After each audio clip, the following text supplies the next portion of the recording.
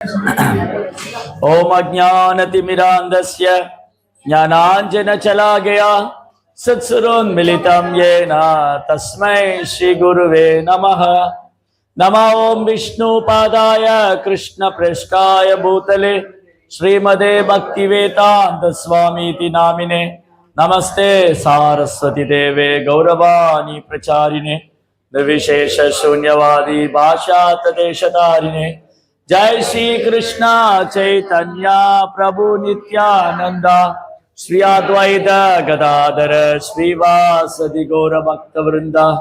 हरे कृष्णा कृष्णा कृष्णा हरे हरे, हरे राम राम राम हरे हरे। हरे Krishna. So 4 நாளில் சைத்தன்ய சரித்தாமிர்தம் படிக்கிறதுங்கிறது அவ்வளோ சாதாரண விஷயம் இல்லை, அது சாத்தியமும் இல்லை. ஏன்னா சைதன்ய மகாபிரபு லீலைகள் எல்லையற்றது, அளவிட முடியாது. அது விருந்தாவன் தாஸ் தாக்கூர் என்ன சொல்றார் சைத்தன்ய பாகவதத்தில், இந்த பறவைகள்லாம் இருக்கு இல்லையா, பறவைகள் காக்கா ஒரு உயரத்தில் பறக்கும், கழுகு ஒரு உயரத்தில் பறக்கும், குருவி ஒரு உயரத்தில் பறக்கும். ஆனா இந்த எந்த பறவையுமே வானத்தை தொட்டதில்லை. ஏதாவது பறவை போய் வானத்தை டச் பண்ணியிருக்கா? எதுவுமே வானத்தை தொட முடியாது. அது ஓரளவு, அதாவது கெப்பாசிட்டிக்கு தகுந்த மாதிரி பறக்கலாம், ஒரு உயரத்துல பறக்கலாம். ஆனா யாருமே அந்த வானத்தோட எல்லையை தொட்டதில்லை. அந்த மாதிரி சைதன்ய மகாபிரபு லீலைகள் எல்லையற்றது, அது யாராலும் முழுமையா வர்ணிச்சு முடிக்க முடியாது. அனந்த தேவனுக்கு 1000 தலை இருக்கு. அனந்த தேவன், அந்த அனந்த தேவர் 1000 தலைகளை கொண்டு இன்னும் வரை சைதன்ய லீலைகளை சொல்லி முடிக்க முடியல. அப்படி இருக்கும்போது ஒரு சாதாரண ஜீவ ஆத்மாவாகிய நம்மை போன்றவங்களால் எப்படி கம்ப்ளீட் பண்ண முடியும்? பிரபுபாவுடைய கருணையால நமக்கு சைதன்ய சரித்தாமிர்தம் படிக்கிற பாக்கியம் கிடைச்சிருக்கு. அது இந்த 4 நாள்ல நம்ம முக்கியமான லீலைகள், சைதன்ய சரித்தாமிர்தத்துல சில முக்கியமான லீலைகள். அதுல ஆதி லீலை, அத்திய லீலை, மத்திய லீலை, அந்த 3 பாகம் இருக்கு. ஆதி லீலா, மத்திய லீலா, அந்திய லீலா. சைதன்ய மகாபிரபு ஆரம்ப கால லீலைகள், இடைப்பட்ட கால லீலைகள், அப்புறம் இறுதி அவருடைய பாஸ்ட் டைம் எண்டு நிலை முடியக்கூடிய சமயத்தில் நடந்த லீலைகள். அதுல நம்ம மகாபுடைய குழந்தை பருவ லீலைகள் பார்த்தோம். அப்புறம் நிமாய் பண்டிதர் அவர் செய்த அந்த குறும்புத்தனமான லீலைகள், அதுக்கப்புறம் மகாபுடைய சங்கீர்த்தன லீலைகள், அப்புறம் ஒரு சன்னியாசம் எடுத்துட்டது, அதுக்கப்புறம் ஜெகநாத் பூரி வந்தது. ஜெகநாதபுரியில் இவ்வளவு நேரம் நம்ம பேசுறது சர்வபௌம பட்டாச்சாரியா. இன்னொரு முக்கியமான நபர் யார்? இவரு பிரதாபருத்ர மகாராஜ். பிரதாபருத்ர மகாராஜுக்கு பிரதாபருத்ருடைய பக்தி, அவருடைய சரணாகதி, அவரது சேவை, அவரது தூய்மை, அவர் மகாபிரபு மேல வச்சிருக்கிற அன்பு, அது ஈடு இணையற்றது, உன்னதமானது. எப்படி ராமாயணத்திலிருந்து விபீஷணனுக்கு ராமர் மேல அன்பு இருந்ததோ, அந்த மாதிரி சைதன்ய லீலையில பிரதாபருத்ர மகாராஜ் ஒரிசாவுக்கே உட்கல் தேசத்துக்கே ராஜா. அவர் உட்கல் தேசத்துக்கே ராஜா, மன்னர். அரண்மனை, ஆடம்பரமான வாழ்க்கை, எந்த செல்வம் எந்த விதத்திலையும் குறைவே இல்லை. குறைவில்லா செல்வம், அரச பதவி, ஆடம்பரமான வாழ்க்கை எல்லாம் இருக்கு. இதெல்லாம் இருந்தாலும் பிரதாபருத்ர மகாராஜாவுக்கு அது மேல கவர்ச்சி இல்லை.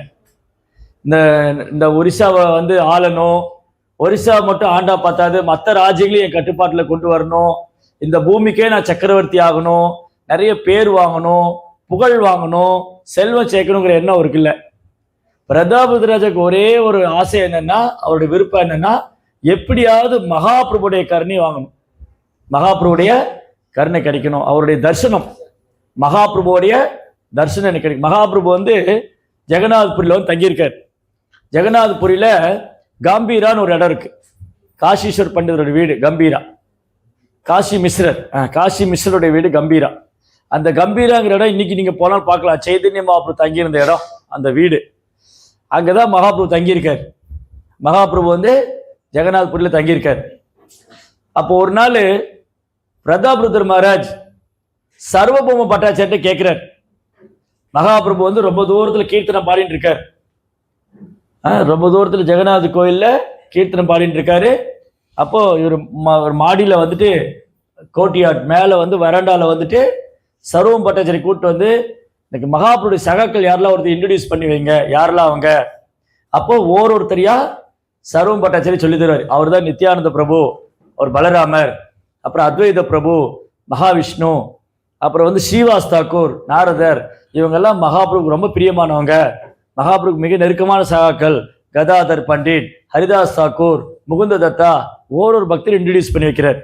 பிரதாப் ருத்ரா தூரத்திலிருந்து பார்க்குறாரு. இங்கே நாம செய்தி நடந்துட்டு இருக்கும்போது சர்வம் பட்டாச்சாரியா ஒரு டிவோட்டியா அவருக்கு இன்ட்ரடியூஸ் பண்ணி வைக்கிறார். அப்படி இருக்கு ஆசை. அவங்கள பற்றிலாம் கேட்கும்போது ஒரு பக்தர்களும் எப்படி மகாபிரபுக்கு நெருக்கமாக இருக்காங்க, ஒரு பக்தரும் எப்படி மகாபிரபுடைய அன்பு செய்கிறாங்க, எப்படி அவருடைய கருணைக்கு பாத்திரமா இருக்காங்க அப்படின்னு சொல்லிட்டு இவருக்கு ரொம்ப ஆவல் அதிகரிச்சுட்டே இருக்கு. அப்போ அவர் ஒரு ரெக்வஸ்ட் பண்றாரு, நீங்க வந்து எப்படியாவது அந்த பக்தர்கிட்ட சொல்லி மகாபிரபு சந்திக்கிறதுக்கு எனக்கு ஒரு வாய்ப்பை ஏற்படுத்தி கொடுங்க. ஒரே ஒரு தடவை என் லைஃப்ல, என் வாழ்க்கையில நான் ஒரு தடவை மகாபிரபு தரிசனம் பண்ணிட்டா போதும், எனக்கு வேற ஒன்றும் வேண்டாம், எனக்கு எதுவுமே வேண்டாம், நான் ஒரு தடவை மகாபிரபு தரிசனம் பண்ணணும், அதுக்கு ஏற்பாடு செய்யுங்க அப்படின்னு யார் சொல்றா? பிரதாப் ருத்ரா. சரி, சர்வம் பட்டாச்சாரியர் வந்து சரி நான் அதுக்கு ஏற்பாடு பண்றேன்னு சொல்லி அவரு ராமானந்தராயரும் மகாபிரபுக்கு மிக நெருக்கமான பக்தர். அடுத்தது அவரை பத்தி நம்ம பேசுவோம். ஸோ ராமானந்தராயர், அத்வைத ஆச்சாரியர், முகுந்த தத்தா, இவங்க எல்லாம் பெரிய சீனியர் டிவோட்டி எல்லாம் இருக்காங்க. சர்வம் பட்டாச்சாரியர் அவங்ககிட்ட எல்லாம் போய் பேசி நம்ம எப்படியாவது மகாபுருடைய கருணை வந்து பிரதாப் ருத்ரர் கிடைக்கணும். அவர் என்ன விரும்புறாரு? ஒரே ஒரு தடவை அவர் மகாபுரு தரிசனம் கிடைச்சிட்டா வேற ஒன்றும் கேட்கல, மகாபுருடைய தாமரை திருப்பாதத்தை ஒரு தடவை நான் தரிசனம் பண்ணணும், அதுக்கு ஒரு ஏற்பாடு பண்ணி கொடுங்க. அப்ப எல்லா பக்தர்களும் போய் மகாபிரபுட்ட பேசுறாங்க. மகாபிரபு இந்த மாதிரி பிரதாப் ராஜா வந்து ரொம்ப நேர்மையான மன்னர், ராஜரிஷி, நல்ல பக்தர், அவர் கிருஷ்ணர் மேல அவ்வளோ அன்பு வச்சிருக்காரு, ஜெகநாதர் மேல அவ்வளோ அன்பு வச்சிருக்காரு, அவர் உங்களை வந்து ஒரு தடவையாவது லைஃப்ல அவர் வாழ்க்கையில ஒரு தடவை உங்களை தரிசனம் பண்ணிட்டா போதும், உங்க தரிசனம் நீங்க அவர் கொடுங்க அப்படின்னு சொல்லி எல்லா பக்தரும் கேட்குறாங்க. அப்போ மகாபிரபு சொல்றாரு, நான் ஒரு சன்னியாசி, நான் எப்படி ஒரு அரசியல் தலைவர் கூட போய் பேச முடியும்? நான் எப்படி அவரோட சங்க வச்சு, அவர் ஒரு விஷய், ஒரு ராஜா வந்து பௌதிகமான வாழ்க்கையில் இருக்கிறவர், பௌதிகமான வசதியை அனுபவிக்கிறவர். அப்படி இருக்கும்போது நான் ஒரு சன்னியாசி எப்படி அவர் கூட நேரம் செலவழிக்க முடியும்? அதனால அவரை பார்க்க மாட்டேன், அவரை வந்து அவரை பார்க்கறதுக்கு என்ன வற்புறுத்தாதீங்க. பக்தர்கள்லாம் சொல்றாரு, என்ன வந்து பிரதாப் ருத்ரரை பார்க்கறதுக்காக வேண்டிய என்கிட்ட வராதிங்க, என்ன வற்புறுத்தாதீங்க, நான் அவரை பார்க்க மாட்டேன். ஒரு சன்னியாசி, ஒரு துறவர வாழ்க்கையில் இருக்கிறவர், பெண்களோடு சங்கம் வச்சுட்டு இருக்கிறவங்க, பௌதிகவாதிகள் கூட அசோசியேட் பண்ணக்கூடாது, அது அவங்களுக்கு ரொம்ப ஆபத்து. அதனால என்னை திரும்ப கூப்பிடாதீங்க, நான் வரமாட்டேன்னு சொல்லிடுவார். சரி, அப்போ இவங்க பிரதாப் ருத்ரா ஒரு நாள் கேட்குறாரு, நீங்கள் மகாபிரபு பேசுனீங்களா, என்ன சொன்னாங்க? மகாபிரபு வந்து இப்போ வாய்ப்பு இல்லை, கொஞ்சம் பொறுமையா இருங்க, நாங்கள் பேசுகிறோம், இல்லை எப்படியாவது பேசுங்களேன், கொஞ்சம் கூடி மகாபிரபு சொல்லி நான் ரொம்ப ஆர்வமாக இருக்கேன், எனக்கு வேற எதுவும் வேண்டாம், நான் வந்து மகாபிரபு தரிசனம் பண்ணால் போதும், எனக்கு இந்த ராஜ்யம், இந்த பதவி எதுலேயும் கூட இன்ட்ரெஸ்ட் கிடையாது, எதுலையுமே எனக்கு நாட்டம் இல்லை, எனக்கு அதில் வந்து அட்ராக்ஷனும் இல்லை, எனக்கு வந்து மகாபிரபுடைய தாமரை திருப்பாதத்தை ஒரு தடவை தரிசனம் பண்ணணும். சரி, ஒரு திரும்ப கேட்டதுனால பக்தர்கள்லாம் திரும்பி போய் மகாபிரபுட்ட சொன்னாங்க, மகாபிரபு இந்த மாதிரி பிரதாப் ராஜா வந்து நீங்கள் நினைக்கிற மாதிரி இல்லை, அவர் நல்ல பக்தர், அவர் நல்ல சேவை பண்ணுறவர், தயவுசெய்து உங்கள் கருணை அவர் கொடுங்கன்னதும் மகாபிரபு கோவம் வந்துடும். மகாபிரபு கோவம் வந்து, இந்த மாதிரி நீங்கள் அடிக்கடி நீங்கள் என்ன வந்து தொந்தரவு பண்ணுறீங்க, பிரதாபருக்கு தரிசனம் அவர் பார்க்க சொல்லி என்னை கட்டாயப்படுத்துறீங்கன்னா நான் பூரி விட்டே போயிடுவேன், நான் இந்த ஊரை விட்டே போயிடுவேன், நீங்கள் என்னை நீங்கள் பார்க்கவே முடியாது, அனாவசியமா வந்து அவருக்காக என்கிட்ட வந்து பணிஞ்சு வந்து பேசாதீங்க, எனக்கு இன்ட்ரெஸ்ட், எனக்கு துளி கூட ஆர்வம் கிடையாது. அந்த மாதிரி ஒரு விஷயம், ஒரு பௌதிகத்துல, அரண்மனை வாழ்க்கையில, ஆடம்பர வாழ்க்கையில் இருக்கிற ஒரு ராஜாவை, ஒரு மன்னனை நான் பார்க்க மாட்டேன். நீங்க மீண்டும் என்ன தொந்தரவு பண்ணீங்கன்னா நான் பூரி கடல்ல போய் குதிச்சிருவேன், இல்லை நான் அந்த ஊரை விட்டே போயிடுவேன், நீங்க என்ன முகத்திலே முழிக்க முடியாது அப்படின்னு கோபமா பேசிடுவார். பக்தர்களுக்கெல்லாம் என்ன சொல்றதுன்னு தெரியல. அப்புறம் பிரதாப் ராஜா திரும்ப கேட்டாரு, நீங்க சொன்னீங்களா மகாபிரபுகிட்ட? இல்லை, மகாபிரபு ரொம்ப கோபமா இருந்தாரு, கொஞ்சம் பொறுமையா இருங்க, அவர் வந்து நீங்க ஒரு மன்னரா இருக்கிறதுனால உங்களை பார்க்கறத தவிர்க்கிறார், நீங்க அரச வாழ்க்கையில் இருக்கிறதுனால, அரசியல் விவகாரத்தில் ஈடுபடுறதுனாலையும் உங்களை பார்க்க தவிர்க்கிறாரு. இதை கேள்விப்பட்டோன்னே பிரதாப் அழ ஆரம்பிச்சிருவார். நான் இந்த வாழ்க்கையை வந்து நான் வெறுக்கிறேன், நான் பேசாம ஒரு சாதாரண குடும்பத்துல பிறந்திருக்கலாம். எனக்கு வந்து இந்த ராஜ பதவி, இந்த அரசியல் வாழ்க்கையில இருக்க போய் தானே மகாபிரபு என்னை ஏத்துக்க மாட்டேங்கிறாரு. எனக்கு எதுவுமே வேண்டாம், எனக்கு இந்த ராஜ பதவி வேண்டாம், இந்த ஆடம்பரமான வாழ்க்கை வேண்டாம், எனக்கு செல்வம் இன்னும் எதுவுமே வேண்டாம், நான் எல்லாத்தையும் விட்டுடுறேன், தயவுசெய்து எனக்கு மகாபிரபுடைய கருணை கொடுங்க. இல்ல நீங்க அப்படி சொல்ல வேண்டாம், நீங்க பொறுமையா இருங்க, ஒரு நாள் மகாபிரபு கருணை கொடுப்பாரு அப்படின்னு சொல்லிட்டு இவரை சமாதானப்படுத்தி வைக்கிறாங்க. ஆனா இவருக்கு இருக்கிற ஒரே ஒரு ஆசை, விருப்பம் என்னன்னா, இவருக்கு பிரதாபிருதராஜா வந்து அப்பேற்பட்ட தூய பக்தர், அவருக்கு எந்த அளவும் துளி கூட பௌதியத்துல நாட்டம் கிடையாது. அப்ப மகாபிரபு ஏன் இப்படி பண்ணாரு? பிரதாபிருதர் ஒரு நல்ல பக்தர், பகவான் மேல அவர் அன்பு வச்சிருக்காரு. அப்பேற்பட்ட ஒரு பக்தனுக்கு ஏன் மகாபிரபு தரிசனம் கொடுக்க மாட்டேனாரு? என்ன காரணம்? பிரதாபிருதருடைய சரணாகதி இந்த பூமிக்கு தெரியணும், இந்த உலகத்துல உள்ள தெரிஞ்சுக்கணும். பிரதாபிருதர் எவ்வளவு சரணாகதி அடைந்த பக்தர். மகாபிரபு பார்க்க மாட்டேன்னு சொன்னா கூட, தரிசனம் கொடுக்க மாட்டேன்னு சொன்னா கூட எவ்வளவு பொறுமையா காத்துட்டு இருந்தாரு, எவ்வளவு பணிவா இருந்தாரு. எப்படி மகாபிரபுடைய கருணை அவருக்கு கிடைச்சதுங்கிறத நம்ம பார்க்க போறோம். மகாபிரபு கருணை வந்து எந்த சூழ்நிலையில் அவருக்கு கிடைச்சது? இன்னொரு காரணம், ஒரு துறவி, ஒரு துறவர வாழ்க்கையில் இருக்கக்கூடியவங்க இந்த மாதிரி இவர் விட்டுடுங்க. பொதுவாக துறவர வாழ்க்கையில் இருக்கிறவங்க பௌதிகவாதிகளோட அதிகமாக சேர்க்க வச்சுக்கூடாது. பெண்களோடு சங்கம் வச்சிருக்கிறவங்க, பௌதிகத்தில் மூழ்கி இருக்கிறவங்க, அந்த மாதிரி உள்ளவங்களோட, அரசியல்வாதிங்க, அவங்களோடெல்லாம் ஒரு சாது வந்து சங்கம் வச்சுக்கூடாது. அப்போ அவருடைய ஆன்மீக வாழ்க்கைக்கு பெரும் ஆபத்து. இந்த பாடம் சொல்லிக் கொடுக்க தான் மகாபிரபு அவாய்ட் பண்றாரு. ஆனா வெளிப்புறமா அவர் வந்து அவாய்ட் பண்றாரு. ஆனா உள்ளுக்குள்ள மகாபிரபு தெரியும் அவர் ஒரு தூய பக்தர். இது ஒரு பக்கம் நடக்குது. இன்னொரு பக்கம் வந்து நம்ம அடுத்தது ராமானந்தராயுடைய கதையை படிப்போம். ராமானந்தராயர் வந்து பிரதாபிருதருடைய ராஜ்யத்துல ஒரு பாகமான வித்யாநகருடைய கவர்னரா இருக்கார் ராமானந்தராயர். அப்ப அவர் என்ன பண்ணுவாருன்னா, அந்த ராஜ்யத்தை விட்டுட்டு, அந்த கவர்னர் பதவி விட்டுட்டு மகாபிரபு சேவைக்கா வருவார். அது ஏன் வந்தாருங்கிறது அடுத்து படிப்போம் நம்ம. ஸோ ராமானந்தராயர் வந்து மகாபிரபுடைய சங்கத்துக்காக வேண்டி பிரதாபிருதராஜர்கிட்ட போய் சொல்லுவார். ராமானந்தர் என்ன சொல்லுவாரு, நான் வந்து என்னுடைய கவர்னர் பதவியை ராஜினாமா பண்றேன். அவர் கேட்பார், ஏன் ராஜினாமா பண்ணணும், நல்ல பதவி தானே, நல்ல சம்பளம் இருக்கு. இல்லை நான் வந்து மகாபிரபுடைய சேவைக்காக வரப்போறேன், மகாபிரபுடைய சங்கத்துக்காக வரப்போறேன், மகாபிரபு என்னை கூப்பிட்டுருக்காரு, அவர் வந்து தென்னிந்தியா யாத்திரை முடிச்சு நான் ஜெகநாத் பூரி வருவேன், அப்போ நீங்கள் என்ன பண்ணுங்க, உங்கள் பதவியை ராஜினாமா பண்ணிட்டு வந்துருங்க, நம்ம தினமும் ஹரி கதை பேசலாம், கிருஷ்ண கதை பேசலாம். இதை கேட்டோடனே ஒரு ஆள ஆரம்பிச்சிருவார். பாருங்க, உங்களுக்கு என்ன பாக்கியம் கிடைச்சிருக்கு, நீங்கள் மகாபிரபு உங்களை கூப்பிட்டுருக்காரு, நீங்கள் அவர் தென்னிந்தியா யாத்திரை முடிஞ்சு நான் ஜெகநாத் பூரி வந்துடுவேன், நீங்களும் வந்துருங்க, நம்ம 2 பேரும் கிருஷ்ண கதை பேசலாம் சொல்லியிருக்காரு. என்ன பாருங்க, நான் எவ்வளோ துர்பாக்கியசாலி, எனக்கு மகாபிரபுடைய தரிசனம் கூட கிடைக்க மாட்டேங்குது, மகாபிரபு உங்களுக்கு அழைப்பே கொடுத்துருக்காரு சொல்லிட்டு, நீங்கள் வேலையை ராஜினாமா பண்ண வேண்டாம், நீங்கள் ராஜினாமா பண்ணாலும் நான் உங்களுக்கு 2 இன்க்ரிமெண்ட் கொடுக்குறேன், சம்பளத்தோட டபுள் சேலரி, உங்களுக்கு டபுள் சேலரி கொடுக்குறேன், நீங்கள் தாராளமாக போய் மகாபிரபு சங்கத்தில் இருங்கன்னு சொல்லி அனுப்பிச்சு வச்சார் பிரதாபருதர் மகாராஜுக்கு. ஆனால் அவருக்கு கிடைக்கல. அப்புறம் அவர்கிட்ட கேட்குறார் ராமானந்தராயிட்ட, எனக்கு வந்து நீங்கள் ஒரு உதவி பண்ணுங்க, நீங்கள் இவ்வளோ மகாபிரபுக்கு இவ்வளோ நெருக்கமானவராக இருக்கீங்க, நீங்கள் வந்து சைத்தன்ய மகாபிரபுக்கு இவ்வளோ நெருக்கமானவராக இருக்கீங்க, ஒரே ஒரு முறை எனக்கு அந்த ரெக்கமெண்ட் பண்ணி கொடுங்க, ஒரே ஒரு தடவை நான் வந்து மகாபிரபுடைய தாமரை திருப்பாத்தை தரிசனம் பண்ணணும், அந்த ஒரு வாய்ப்பு கொடுங்க. அப்போ ராமானந்தர் சொன்ன, சரி நான் பேசுகிறேன். அது மகாபிரபு கொஞ்சம் நிதானமாக மெதுவாக தான் பேசணும் அவர்கிட்ட. ஏன்னா ஏற்கனவே 2 தடவை பக்தர்கள் கேட்டிருக்காங்க, மகாபிரபு கோச்சின்னு இருக்காரு, அதனால அவர்கிட்ட நாங்கள் சமயம் வரும்போது பேசி உங்களுக்கு தரிசனம் பண்ண ஏற்பாடு பண்ணுறோம். அப்புறம் ஒரு நாள் மகாபிரபுட்ட ராமானந்தராயர் பேசும்போது, மகாபிரபு இந்த பிரதாபிருத ராஜா வந்து பிரதாபிருத ராஜான்னு சொன்னாலே மகாபிரபு கோவம் வந்துடும். நீங்க பாருங்க, அவர் பத்தி என்கிட்ட யாரும் கொண்டு வராதிங்க, நான் அவரை பார்க்க மாட்டேன், அவரை பழக மாட்டேன்.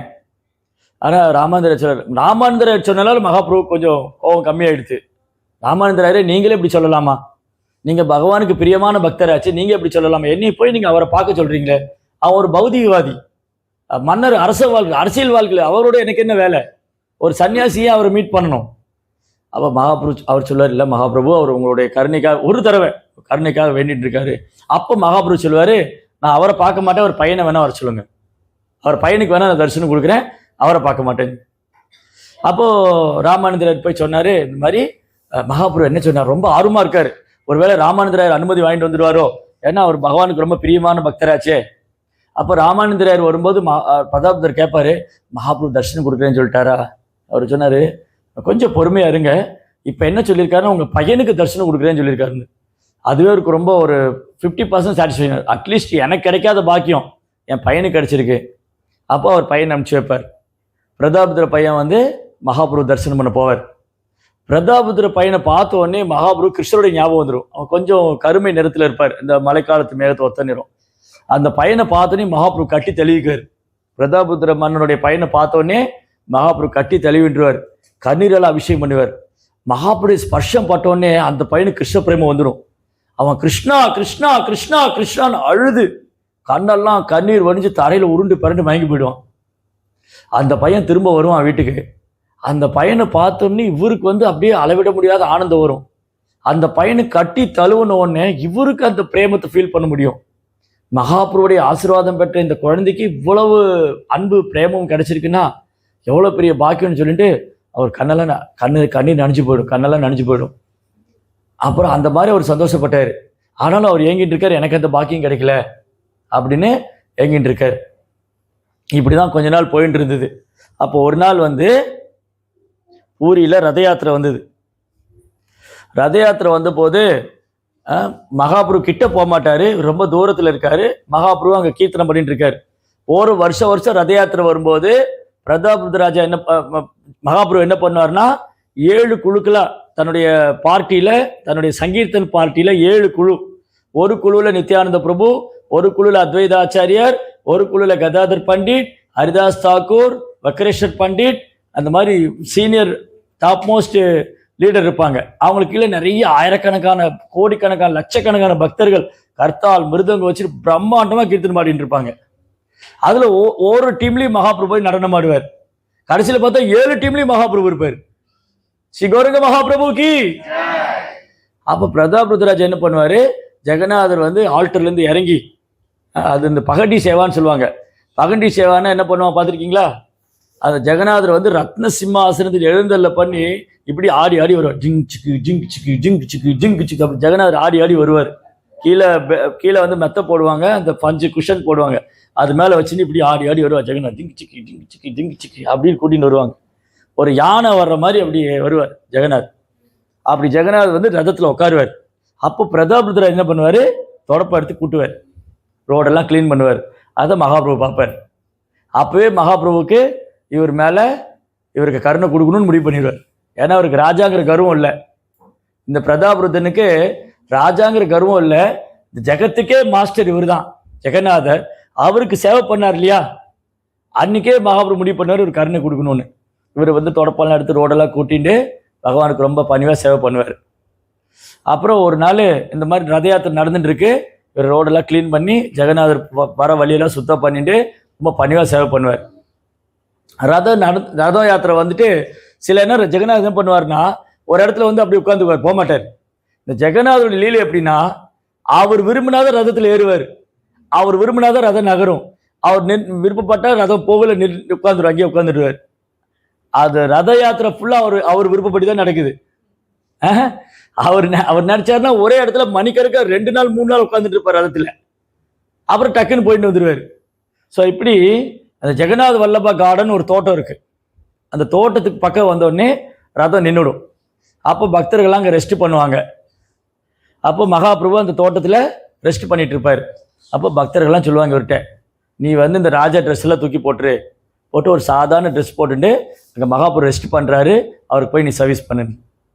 அப்போ பிரதாபருத்ராஜா ஏற்கனவே என்ன விரும்பிட்டு இருப்பாரு, எனக்கு இந்த ராஜ உடை ஒன்றும் வேணாம், எனக்கு ஆபரணங்களோ ராஜ உடையோ இந்த அரசியல் பதவியோ எதுவும் தேவையில்லை, நான் பகவானுடைய சேவகனாக இருந்தால் போதும்.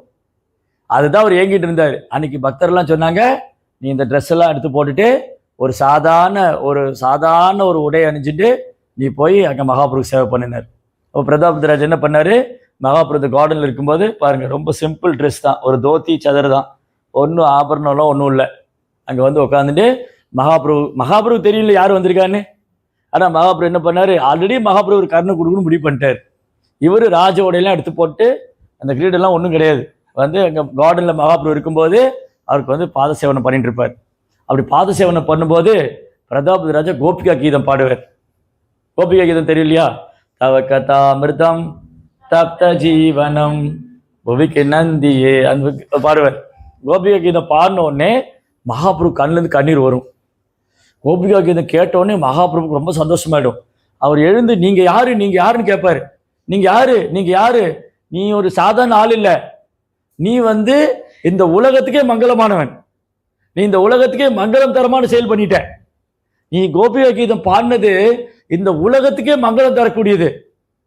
பகவானுடைய அந்த கீதம் கோபிகைகள் பாடியது இந்த 3 உலகத்துக்கு மங்களம் தரக்கூடியது.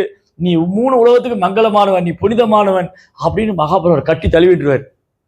கண்ணீராலே அபிஷேகம் பண்ணிடுவார். அந்த கோபிகா கீதம் கேட்டோடனே மகாபிரபுக்கு கிருஷ்ணருடைய நினைவு வந்துடும். ராதையோடைய பாவத்துல கிருஷ்ணருடைய நினைவு வந்துடும்.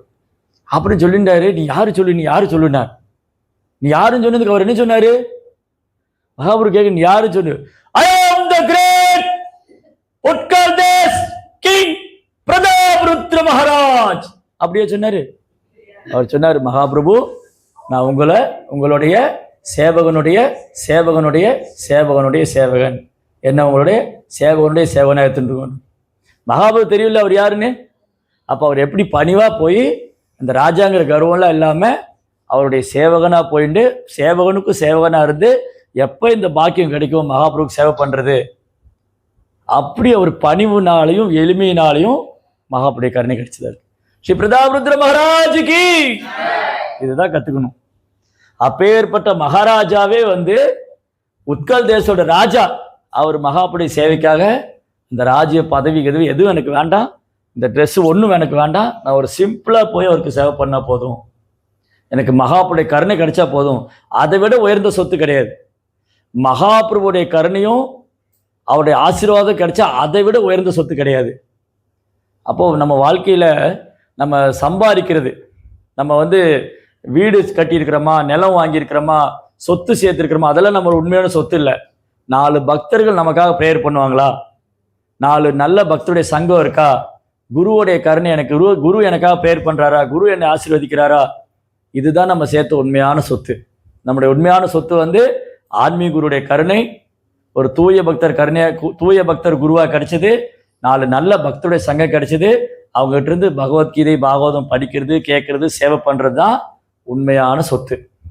அப்புறம் பணிவான பக்தரா இருக்கிறது. ஸ்ரீ பிரதாபருத்ர மகாராஜுக்கு. அப்போ ஒரு நாள் ரத உற்சவம் நடந்துட்டு இருக்கும். அப்போ பிரதாபருத்ரர் என்ன பண்ணுவாரு, மகாபிரபு கீர்த்தனை பாடி நடனம் ஆடிட்டு இருப்பாரு. அவர் என்ன பண்ணுவாரு, அப்படி கொஞ்சம் கொஞ்சமா அந்த கூட்டத்துக்குள்ள வருவார். மகாபிரபு கிட்ட போகணும்னு, மகாபிரபு கிட்ட வரணும்னு சொல்லிட்டு அவர் வரும்போது முன்னாடி மகாபிரபு நடனம் ஆடிட்டு இருக்காரு. மகாபிரபு பக்கத்துல முதல்ல ஒரு நடுவுல மகாபிரபு கீர்த்தனை பாடி நடனம் ஆடிட்டு இருக்காரு. அதுக்கப்புறம் ஸ்ரீவாஸ் தாக்கூர் இவங்கெல்லாம் டான்ஸ் பண்றாங்க. அதுக்கப்புறம் வைஷ்ணவர்கள்லாம் இருக்காங்க. இந்த மாதிரி நிறைய பெரிய சர்க்கிள், நிறைய கூட்டம் இருக்கு. பிரதாபருத்ர ஒரு மினிஸ்டர் என்ன பண்ணாங்க, கொஞ்சம் கொஞ்சமா அந்த கூட்டத்தை விலைக்கு உள்ள போனாங்க. உள்ள போயிட்டு மகாபிரபு போய் தரிசனம் பண்ணலான்னா மகாபிரபு அங்க கீர்த்தனை பாடி நடனம் ஆடிட்டு இருக்காரு. அந்த மகாபிரபுக்கு இந்த பக்கம் பிரதாபருத்ர மகாராஜ் இருக்காரு, அவருடைய மினிஸ்டர் இங்க இருக்காரு, மந்திரி. இவங்க மகாபிரபுக்கு பிரதாபருத்ர நடுவுல ஸ்ரீவாஸ் தாக்கூர் நிக்கிறார். ஸ்ரீவாஸ் தாக்கூர் பின்னாடி யார் வந்திருக்கான்னு பார்க்கல, ஸ்ரீவாஸ் தாக்கூர் பின்னாடி யார் இருக்கான்னு தெரியாது. அவர் என்ன பண்றாரு, மகாபிரபுடைய கீர்த்தனை பாடி நடனம் ஆடிட்டு உற்சாகத்துல குதிக்கிறார். உற்சாகத்துல அங்க எல்லாரும் கீர்த்தனை பாடி ஜெய் ஜெகநாத் ஜெய் ஜெகநாத் ஜெய் ஜெகநாத் பரதேஷ் சுபத்ரமையா கி, ஸ்ரீ சைத்தன்ய மகாபிரபு கி, எல்லாம் கீர்த்தனை பாடி உற்சாகத்துல நடனம் ஆடிட்டு இருக்காங்க. இந்த ஸ்ரீவாஸ் தாக்கூர் துள்ளி துள்ளி குதிக்கிறார். அப்ப பிரதாபருத்ராஜனால் மகாபிரபு தரிசனம் பண்ண முடியல. அப்ப என்ன பண்ணுவார், இந்த மினிஸ்டர் என்ன பண்ணுவாரு, அவரை விலக்கி விடுறாரு. அவர் ஸ்ரீவாஸ் தாக்கூர் அந்த பக்கம் விலகுனாதான் அவர் மகாபிரபு தரிசனம் பண்ண முடியும். இவர் தள்ளி தள்ளி விடுறாரு. இவருக்கு நல்ல உற்சாகத்துல குதிச்சுட்டு இருக்காரு. இவர் தள்ளி தள்ளி விடவும் யாரோ பின்னாடி டிஸ்டர்ப் பண்றான்னு ஸ்ரீவாஸ் தாக்கூருக்கு யாரோ பின்னாடி தன்னை பிடிச்சி இழுக்கிறாங்கன்னு தெரியுது. திரும்பி பலார்னு ஒரு அறை விட்டுருவார். ஸ்ரீவாஸ் தாக்கூர் பிரதாபருத்ர மினிஸ்டருக்கு பலார்னு ஓங்கி ஒரு அறை விட்டுருவார். அந்த மினிஸ்டர் கோவம் வந்துடும். என்ன துணிச்சல் இருந்தா இந்த ஆள் என்ன அடிப்பாரு, நான் யாரு, நான் உத்கல் தேசோட மந்திரி, யாரு வந்திருக்கா, ராஜா வந்திருக்காரு, ராஜா வந்திருந்தா என்ன பண்ணும், விலைக்கு விட்டுட்டு அவருக்கு இடம் கொடுக்கணும்ல, அதை விட்டுட்டு ஒரு அடிச்சுட்டு கோவம் ஒரு கையை ஓங்க போயிடுவார். உடனே பிரதாபருத்ர கையை பிடிச்சிடுவாரு. என்ன காரியம் பண்ண போன நீ? பிரதாபருத்ர சொல்றாரு, மந்திரி நீ என்ன காரியம் பண்ண போன, உன் இடத்துல நான் இருந்தா அது பாக்கியமா நினைப்பேன்.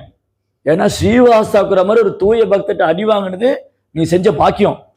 ஸ்ரீவாஸ் தாக்கூர் மாதிரி ஒரு தூய பக்தர்கிட்ட அவங்களுடைய கரம் உன் மேலே பட்டது நீ செஞ்ச பாக்கியம், என் மேலே படலையே நான் வருத்தப்படுறேன். அந்த அடி என் மேலே விழுந்திருக்கணும். உனக்கு விழுந்த அடி வந்து எனக்கு விழுந்திருக்கணும், நான் ரொம்ப பாக்கியமா நினைப்பேன்.